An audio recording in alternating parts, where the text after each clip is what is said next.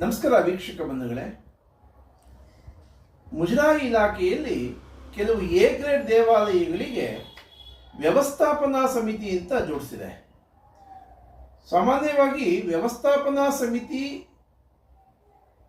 ಏನು ಕ್ರಿಯೇಟ್ ಮಾಡುತ್ತೆ, ಅಲ್ಲಿ ಆ ವ್ಯವಸ್ಥಾಪನಾ ಸಮಿತಿ ಅಧ್ಯಕ್ಷರು ಮತ್ತು ಆ ಸಮಿತಿ ಸದಸ್ಯರ ಜವಾಬ್ದಾರಿ ಏನು ಅಂತನ್ನೋದು ಅವರು ಅರ್ಥ ಮಾಡ್ಕೊಳ್ಬೇಕಾಗತ್ತೆ. ವ್ಯವಸ್ಥಾಪನಾ ಸಮಿತಿ ಸದಸ್ಯರು ಅಧ್ಯಕ್ಷರು ಆಗಿರ್ತಾರೆ, ಅವರು ರಾಜಕೀಯವಾಗೋ ಅಥವಾ ಸಾಮಾಜಿಕವಾಗೋ ಸಾರ್ವಜನಿಕರಲ್ಲಿ ಗುರುತಿಸ್ಕೊಂಡಿರುವಂಥ ವ್ಯಕ್ತಿಗಳಾಗಿರ್ತಾರೆ. ಹಾಗಾಗಿ ಅವರಿಗೆ ಜವಾಬ್ದಾರಿನೂ ಜಾಸ್ತಿ ಇರುತ್ತೆ, ದೇವಾಲಯದ ವ್ಯವಸ್ಥೆಯನ್ನು ಸರಿ ಮಾಡುವಂಥ ಶಕ್ತಿ ಕೂಡ ಇರುತ್ತೆ. ಈಗಾಗಲೇ ನಮಗೆ ಗೊತ್ತಿರೋ ಹಾಗೆ ಮುಜರಾಯಿ ಇಲಾಖೆಯಲ್ಲಿ ಬಹುತೇಕ ಅಧಿಕಾರಿಗಳ ದೌರ್ಬಲ್ಯ ಎದ್ದು ಕಾಣ್ತಾ ಇದೆ. ಉದಾಹರಣೆಗೆ, ದೇವಾಲಯದ ಅಧಿಕಾರಿಗಳು ವ್ಯವಸ್ಥೆಯನ್ನು ದುರುಪಯೋಗಪಡಿಸ್ಕೊಳ್ಳುವಂಥದ್ದು ಇರ್ಬೋದು, ನೌಕರರನ್ನು ದುರುಪಯೋಗಪಡಿಸ್ಕೊಳ್ತಿರ್ಬೋದು. ಈ ರೀತಿ ಅವ್ಯವಸ್ಥೆಗಳು ಸಾಕಷ್ಟು ಆಗ್ತಿದೆ. ಈ ವ್ಯವಸ್ಥಾಪನಾ ಸಮಿತಿ ಅದರಲ್ಲೇ ಇದೆ ಆ ಹೆಸರು. ವ್ಯವಸ್ಥೆಯನ್ನು ಸರಿ ಮಾಡುವಂತ ಕೆಲಸ ವ್ಯವಸ್ಥಾಪನಾ ಸಮಿತಿದು.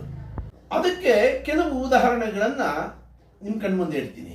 ತುಂಬಾ ಪ್ರಮುಖವಾದ್ದು, ವ್ಯವಸ್ಥಾಪನಾ ಸಮಿತಿ ಸದಸ್ಯರು ಯಾವುದೇ ಟೆಂಡರ್ಗಳನ್ನ ಅವ್ರು ತಗೊಳ್ಳೋದಾಗ್ಲಿ ಅಥವಾ ಅವ್ರ ಕಡೆಯವರಿಗೆ ಕೊಡುವಂತ ಕೆಲಸ ಆಗಬಾರದು. ವ್ಯವಸ್ಥಾಪನಾ ಸಮಿತಿ ಸದಸ್ಯರಾಗಲಿ ಅಧ್ಯಕ್ಷರಾಗಲಿ ದೇವಾಲಯಗಳಿಗೆ ಹೆಚ್ಚು ಸಮಯವನ್ನು ಕೊಡಬೇಕು. ಉದಾಹರಣೆಗೆ, ಖಾಸಗಿ ದೇವಾಲಯಗಳಲ್ಲಿ ಸಮಿತಿಗಳನ್ನು ಮಾಡಿದರೆ ಅವರು VIP ತರ ಬಂದು ಹೋಗ್ಬೋದು, ಅಲ್ಲೇನಂತ ಹೆಚ್ಚು ಕೆಲಸ ಮಾಡುವಂಥದ್ದು ಇಲ್ಲದೆ ಇರ್ಬೋದು.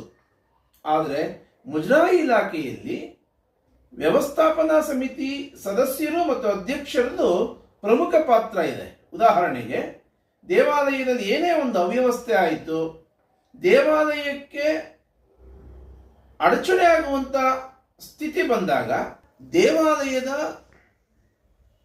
ಕಾರ್ಯನಿರ್ವಾಹಕ ಅಧಿಕಾರಿಗಳನ್ನಾಗಲಿ ಮುಜರಾಯಿ ಇಲಾಖೆಯ ಅಧಿಕಾರಿಗಳನ್ನಾಗಲಿ ಪ್ರಶ್ನೆ ಮಾಡುವಂಥದ್ದಾಗಬೇಕು. ದೇವಾಲಯದಲ್ಲಿ ಈ ರೀತಿ ಅವ್ಯವಸ್ಥೆ ಇದೆ, ಇದನ್ನು ಸರಿ ಮಾಡಬೇಕು, ಇದಕ್ಕೆ ಏನು ಮಾಡಬೇಕು?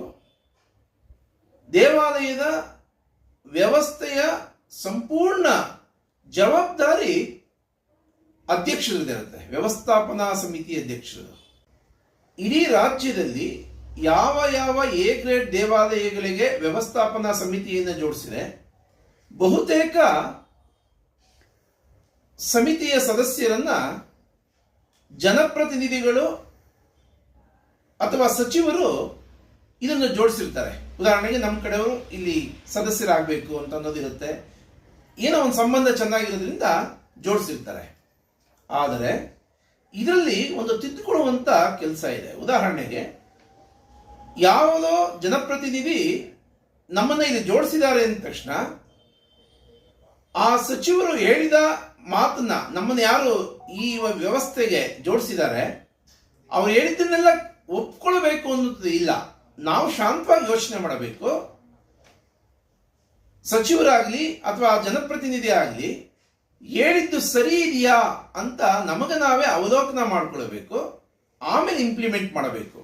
ಅವರು ನಮ್ಮನ್ನ ಈ ಸಮಿತಿ ಸದಸ್ಯರನ್ನ ಮಾಡಿರೋದಿರ್ಬೋದು ಅಥವಾ ವ್ಯವಸ್ಥಾಪನಾ ಸಮಿತಿ ಅಧ್ಯಕ್ಷರನ್ನ ನಮ್ಮ ಸಚಿವರು ಮಾಡಿಬಿಟ್ಟಿದ್ದಾರೆ, ಅವ್ರು ಹೇಳಿದ್ದನ್ನೆಲ್ಲ ನಾವು ಮಾಡಬೇಕು ಅಂತ ಅಂದ್ಕೊಂಡ್ರೆ ನಿಮ್ಮ ಸ್ವಂತಿಕೆಯನ್ನ ಕಳ್ಕೊಳ್ತೀರಿ. ಮತ್ತೆ ಹಲವಾರು ವರ್ಷಗಳಿಂದ ನೀವೇನು ನಿಮಗೆ ನೀವೇ ಸಮಾಜದಲ್ಲಿ ಗೌರವವನ್ನ ತಂದುಕೊಂಡಿರ್ತೀರಿ, ಅದನ್ನ ಆ ಗ್ರಾಫ್ ಇಳಿತಾ ಹೋಗುತ್ತೆ. ಅದಾಗಬಾರದು. ಆ ಹಿನ್ನೆಲೆಯಲ್ಲಿ ನಿಮ್ಮ ಜವಾಬ್ದಾರಿ ಸಾಕಷ್ಟಿದೆ.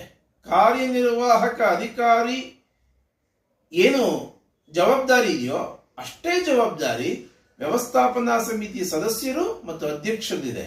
ಈ ಹಿನ್ನೆಲೆಯಲ್ಲಿ ಯಾರಾದ್ರೂ ಏನಾದರೂ ಒಂದು ಪತ್ರ ಕೊಟ್ಟರು ಅಂದ್ರೆ ಆ ಪತ್ರ ಕಾರ್ಯನಿರ್ವಾಹಕ ಅಧಿಕಾರಿಗೆ ತಲುಪಿದೆಯಾ, ಅದಕ್ಕೆ ಉತ್ತರ ಸಿಗ್ತಾ, ಕೊನೆಯ ಹಂತದವರೆಗೆ ಅದನ್ನ ಗಮನಿಸಬೇಕು. ಮತ್ತೆ ಯಾರು ಸಾರ್ವಜನಿಕರು ಪತ್ರ ಕೊಟ್ಟಿದ್ದಾರೆ, ಆ ಪತ್ರಕ್ಕೆ ಉತ್ತರ ಸಿಕ್ಕಿದೆಯಾ, ಅವರಿಗೆ ಸಮಾಧಾನ ಆಗಿದೆಯಾ, ಇದೆಲ್ಲವನ್ನೂ ಗಮನಿಸಬೇಕು. ಆಗ ಆ ವ್ಯವಸ್ಥಾಪನಾ ಸಮಿತಿ ಅಂತ ಅನ್ನೋದಕ್ಕೆ ಶಕ್ತಿ ತುಂಬುವಂತ ಕೆಲಸ ಆಗುತ್ತೆ. ಹಾಗೊಂದು ವೇಳೆ ವ್ಯವಸ್ಥಾಪನಾ ಸಮಿತಿ ಸದಸ್ಯರಾಗಿನೋ ಅಧ್ಯಕ್ಷರಾಗಿನೋ ಇಷ್ಟೆಲ್ಲ ನಂಗೆ ಸಮಯ ಕೊಡಕ್ ಆಗೋದಿಲ್ಲ ಅಂತಂದ್ರೆ ಆ 3 ವರ್ಷನೋ 3.5 ವರ್ಷನೋ ಏನಿರುತ್ತಲ್ಲ, ವರ್ಷಕ್ಕೊಬ್ರು ಅಧ್ಯಕ್ಷರನ್ನು ಚೇಂಜ್ ಮಾಡ್ಕೊಳ್ಳಿ. ಒಟ್ಟಾರೆ ಮಾನದಂಡ ಏನು ಅಂದ್ರೆ ದೇವಾಲಯದ ವ್ಯವಸ್ಥೆ ಸರಿ ಹೋಗ್ಬೇಕು.